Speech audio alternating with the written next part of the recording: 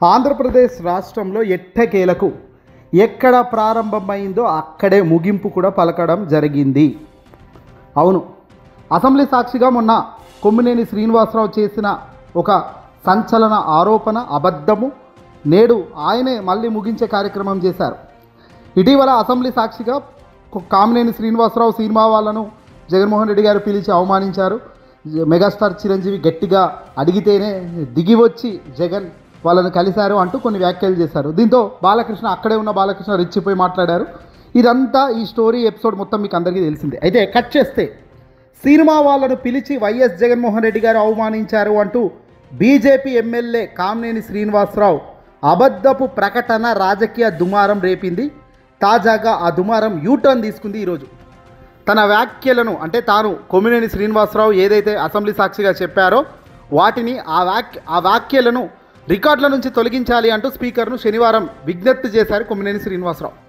దీన్ని బట్టి అర్థమైంది ఏంటంటే అది అన్ని కూడా బూటకప్ మాటలు, అబద్ధపు మాటలు. మొన్న సభలో నేను ప్రస్తావించిన కొన్ని విషయాలు అపార్థాలకు దారి చేసిందనే అభిప్రాయం కలిగింది. కాబట్టి సంబంధిత విషయాలను రికార్డు నుంచి తొలగించవలసిందిగా కోరుతున్నాను. ఎస్, మొన్న సభలో నేను చేసిన వ్యాఖ్యలు పూర్తిగా తప్పుదారి పట్టాయని, అందుకే రికార్డుల నుంచి తొలగించాలని కోరుతున్నాను అంటూ స్పీకర్, డిప్యూటీ స్పీకర్లకు ఆయన విజ్ఞప్తి చేశారు. ఈ క్రమంలో చిరంజీవితో సహా హీరోలను జగన్ అవమానించినట్లు మాట్లాడిన మాటలను తక్షణమే తొలగించాలని అసెంబ్లీ సాక్షిగా మళ్ళీ కోరడం జరిగింది. వైఎస్ జగన్ ముఖ్యమంత్రిగా ఉన్నప్పుడు చిరంజీవిని, సినిమా వాళ్ళను అవమానించినట్టు కామినేని అసెంబ్లీలో ప్రకటన చేశారు కదా. ఆ ప్రకటనను పూర్తిగా అవాస్తవమని, దాన్ని అబద్ధపు వ్యాఖ్యలుగా చిత్రీకరించి తొలగించాల్సిందిగా చెప్పారు. అలాగే ఇక్కడ బాలయ్య రెచ్చిపోయి అటు మెగాస్టార్ చిరంజీవి, ఇటు వైఎస్ జగన్ ఇద్దరికి కూడా క్షమాపణలు చెప్తుంటూ తన వ్యాఖ్యలను తొలగించాలంటూ కామినేని మొదట అడుగు వేశారు. వాస్తవానికి కామినేని శ్రీనివాసరావు దిగి వచ్చారు. బీజేపీకే కాదు, కూటమి ఇక్కడ దెబ్బకు దిగి వచ్చిందని చెప్పొచ్చు. ఇక్కడ ఒప్పుకోవాల్సిన వాస్తవం ఏంటంటే, ఒక యుద్ధం జరుగుతున్నప్పుడు అవాస్తవంగా అడ్డంగా ఏదైనా మనం నోరు జారి మాట్లాడినప్పుడు వాటిని వెనక్కు తీసుకోవాలి. హూందాతనం అక్కడే ఉంటుంది ఏ వ్యక్తికైనా. ఇప్పటి వరకు మీరు చూస్తే బాలకృష్ణ ఎక్కడ కూడా దీనిపై స్పందించడం లేదు. స్పందించాల్సిన అవసరం ఉంటే ఒక్క నిమిషం చాలదు, దానికి పెద్ద పని అవసరం లేదు.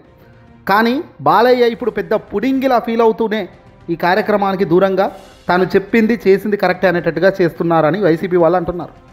వాస్తవానికి తెలుగుదేశం పార్టీ చంద్రబాబు నాయుడు గారు దీనిపై ఆరా తీశారు. బాలయ్య వ్యాఖ్యలపై ఆయన కూడా రగిలిపోయారట కోపంతో. ఇలాంటి పిచ్చి మాటలు మాట్లాడొద్దని ఎన్నిసార్లు చెప్పాలయనకు అంటూ కూడా బాలకృష్ణపై మండిపడ్డారట.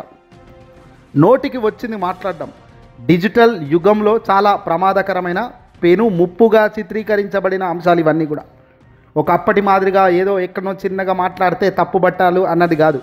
మాట్లాడే మాటలు అడ్డంగా దొరికినప్పుడు దాన్ని హూందాగా క్షమాపణలు కోరాలి. అటు జగన్ను, ఇటు మెగాస్టార్ చిరంజీవి గారిని ఇద్దరికి కూడా క్షమాపణలు చెప్పాలి బాలయ్య, నందమూరి బాలయ్య. ఈరోజు కామినేని శ్రీనివాసరావు ఏమంటున్నారు, నా వల్ల ఈ ప్రస్తావన వచ్చింది, నేను తీయడం వల్ల వచ్చింది, తద్వారా బాలయ్య దాని మీద ఆయన కౌంటర్ ఇవ్వడం వల్ల ఇది హాట్ పెరిగింది, హీట్నెస్ పెరిగింది. దీని వ్యాప్తి రెండు తెలుగు రాష్ట్రాల్లో ఉన్న అభిమానులకు బాగా తాకింది. తద్వారా నిరసన వ్యక్తం చేస్తున్నారు, చాలామంది తప్పుపడుతున్నారు. కాబట్టి కామినేని శ్రీనివాసరావు హూందాతనంతో తను దిగి వచ్చి అసెంబ్లీ సాక్షిగా వాటిని తొలగించాలి ఆ పదాలను అంటున్నారు.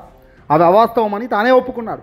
అది వాస్తవమని తాను ఒప్పుకోలేదు, అవి అవాస్తవం అన్నారు. మెగాస్టార్ చిరంజీవి సహా సాక్షాత్తు జగన్ పక్కన కూర్చున్న మెగాస్టార్ చిరంజీవే ఈరోజు రియాక్షన్ ఇచ్చారు. హూందాతనంగా మేము జగన్మోహన్ రెడ్డి గారిని కలిశాము, మాకు ఎలాంటి ఇబ్బంది లేదు, ఆయన కేవలం పరిశ్రమ యొక్క ఇబ్బందులను తెలుసుకోవడానికి మమ్మల్ని పిలిచారు, మేము వెళ్ళాం, అంతా సాఫీగా జరిగిందంటూ చెంపలు చెల్లు అనిపించేలా మెగాస్టార్ పెద్ద ఎత్తున లేఖ విడుదల చేశారు కదా. ఇంతకు మించిన ప్రూఫ్ ఏముంటుంది ఇక.